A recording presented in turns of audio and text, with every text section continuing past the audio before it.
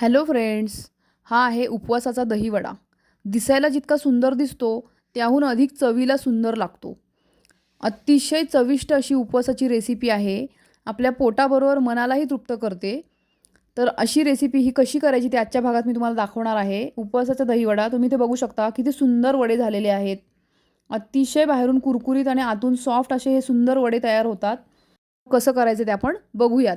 जर चॅनलवर तुम्ही नवीन असाल तर पटकन एक सबस्क्राईब करा. आता सुरुवात करूया रेसिपीला. त्यासाठी मी इथे घेतलेली आहे भगर. मी भगर भाजून घेतली होती आणि त्याचं मिक्सरमध्ये वाटून अर्धी वाटी भगर, अर्धी वाटी पाणी ठेवून उकडून घ्यायची आहे. छान थंड झाल्यानंतर त्यामध्ये 4 चमचे साबुदाण्याचं पीठ, चवीनुसार तिखट, मीठ, त्यानंतर एक उकडलेला बटाटा आणि थोडासा पाण्याचा हात लावून छान गोळे मळून घ्यायचे आहे आपल्याला.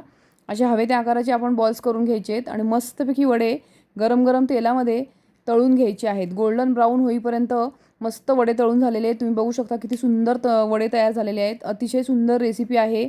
वडे आपल्याला पाण्यामध्ये घालायचे आहेत आणि दहीवड्याप्रमाणे आपल्याला ते पिळून घ्यायचे आहेत. याची संपूर्ण रेसिपी, पूर्ण डिटेल व्हिडिओ माझ्या चॅनलवर अपलोड आहे. एकदा नक्की बघा.